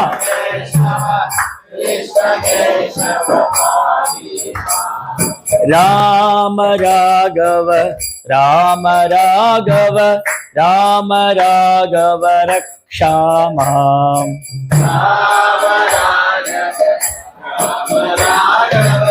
ராம ராகவ ரக்ஷா. இந்த மாதிரி தென்னிந்தியா முழுவதும் மகாபிரபு எங்க போனாரு இந்த கீர்த்தனை பாடிண்டே போனாரு. அவரை பார்த்தவங்க, தரிசனம் பண்ணவங்க எல்லாருக்கும் கிருஷ்ணர் மேல பிரேமம் வந்து. ஸ்ரீ கௌரங்க மகாபிரபு கி. அப்போ மகாபிரபு தென்னிந்தியால நிறைய இடங்களுக்கு பிரயாணம் பண்ணியிருக்கார். திருப்பதி, அகோபிலம், மேல்கோட்டை, அப்புறம் இந்த சிம்மாச்சலம், அப்புறம் வந்து கூர்மக்ஷேத்திரம், அப்புறம் வந்து பண்டர்பூர், அப்புறம் நவதிருப்பதி, அப்புறம் அகோபிலம், அப்புறம் திருவட்டாறு, அப்புறம் திருவனந்தபுரம், இப்படி எல்லாருக்கும் டிராவல் பண்ணியிருக்காரு. அந்த எங்கெல்லாம் மகாபுரு போயிருக்காரோ அந்த எல்லா நேம் லிஸ்ட்டும் சைத்தன்ய சரிதாமிரதம் இருக்கு. அதுன்னு கிருஷ்ணதாஸ் கவிராஜ் கோசம் என்ன சொன்னாங்க, அது எல்லையற்றது. அதுல முக்கியம் ஒரு சில இடங்களை நான் கொடுத்துருக்கேன், அது எல்லாத்தையும் கம்ப்ளீட் பண்ண முடியாதுன்னு. அது எனக்கு தெரிஞ்சது, எனக்கு முக்கியமானது நான் சொல்லியிருக்கேன். அது அது அது எல்லை அது சொல்லியே முடிக்க முடியாதுன்னு. அந்த மாதிரி மகாபிரபு லீலைகளை யாரால புரிஞ்சிக்க முடியும்? அப்போ மகாபிரபு என்ன பண்ணாங்க, அப்படியே தென்னிந்திய யாத்திரை வரும்போது கோதாவரி நதிக்கரையில வந்தார். கோதாவரி நதிக்கரையில வந்து அதுக்கு கோவூர்னு ஒரு கிராமம் இருக்கு. நீங்க வந்து ஆந்திரால ராஜமன்றின்னு ஒரு பிளேஸ் வரும். அந்த ராஜமன்றிக்கு பக்கத்துல கோதாவரி நதிக்கரை இருக்கு. அந்த கோதாவரி நதிக்கரையில தான் ராஜமன்றி ஊரே இருக்கு. கோதாவரி நதிக்கரை ரொம்ப அகலமா இருக்கும். கிட்டத்தட்ட ஒரு 3 கிலோமீட்டருக்கு ஒரு பாலமே போகும். அந்த கோதாவரி நதிக்கரைக்கு அந்த கரையில வந்து கோவூர்னு ஒரு சின்ன கிராமம்.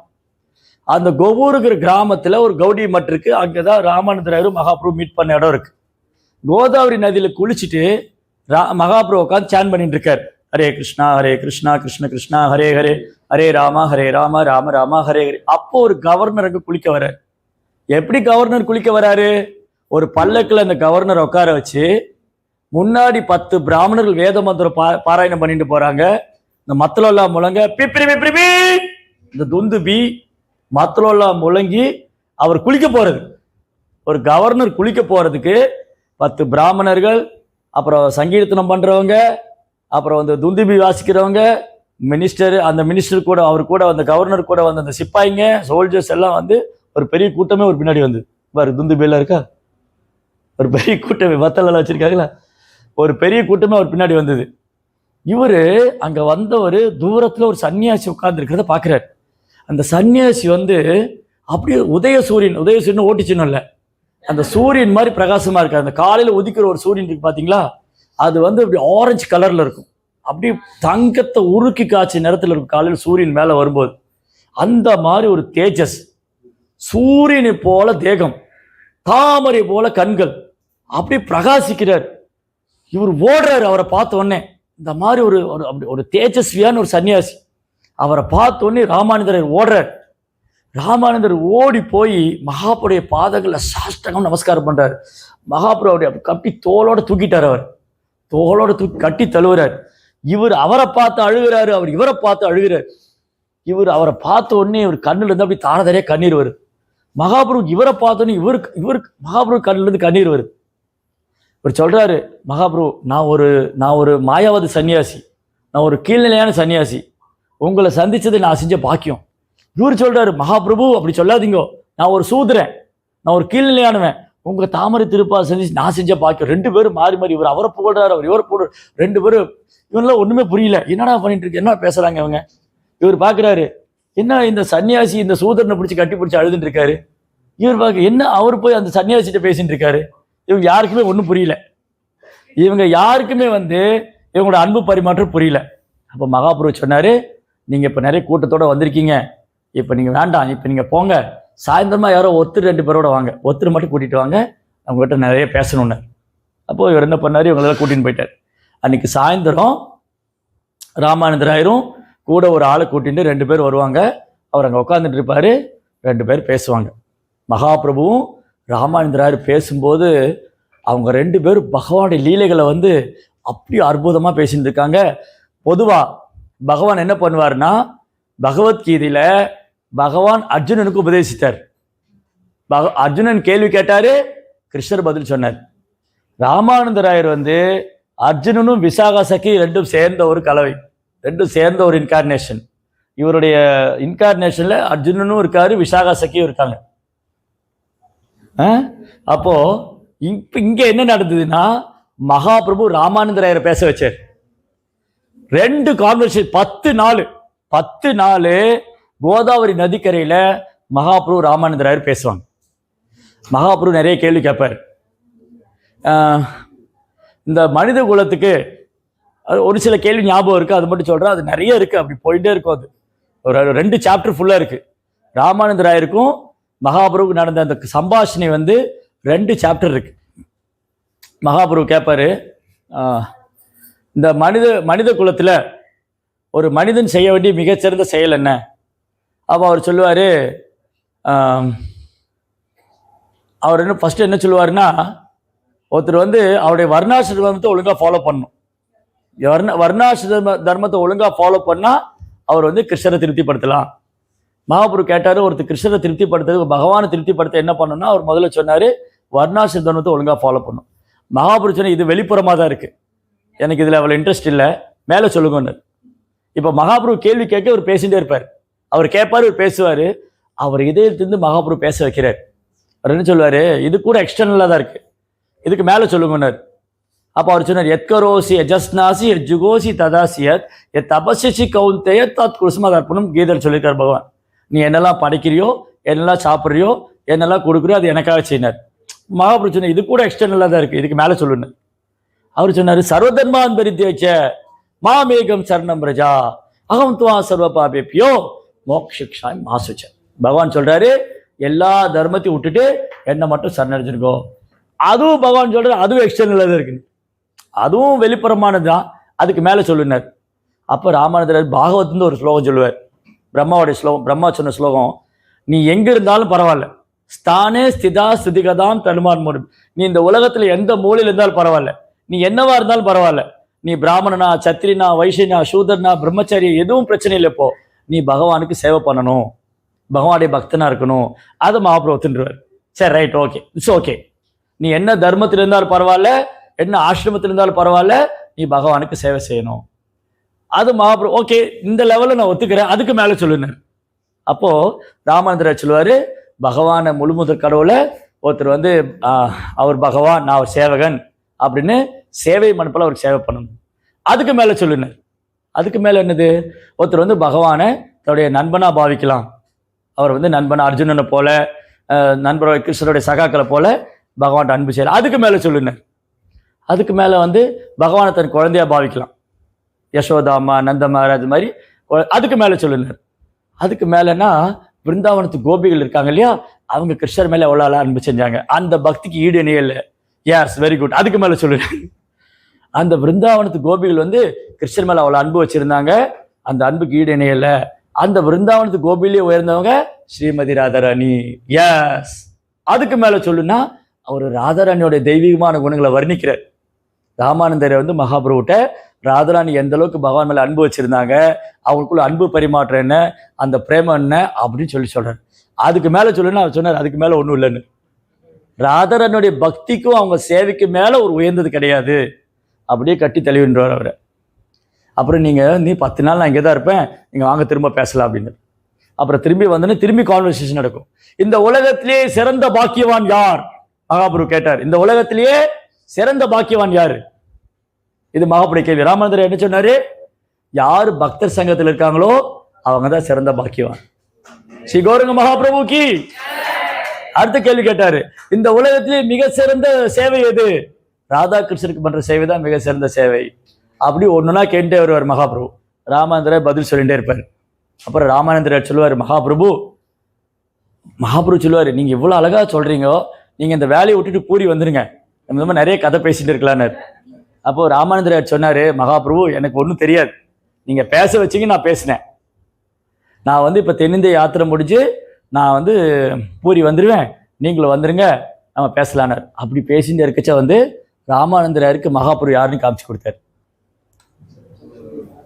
ஸ்ரீகிருஷ்ண சைத்தன்யா ராதா கிருஷ்ணா நகே அன்யா. கிருஷ்ண சைத்தன்யர் ராதா கிருஷ்ணர் வேற வேற இல்லை.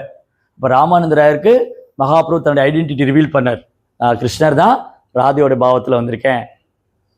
ஸ்ரீ கௌரங்க மகாபிரபுக்கு அந்த மாதிரி பகவானோட அன்பு பரிமாற்றம் பண்ணி அவங்க ராமானந்தராயரும் மகாபிரபுவும் நிறைய சம்பாஷணைலாம் பண்ணி அவர் சொன்னார், நீங்கள் பூரிக்கு வாங்க, நம்ம திரும்ப கதையெல்லாம் பேசலாம்னு சொன்னார்.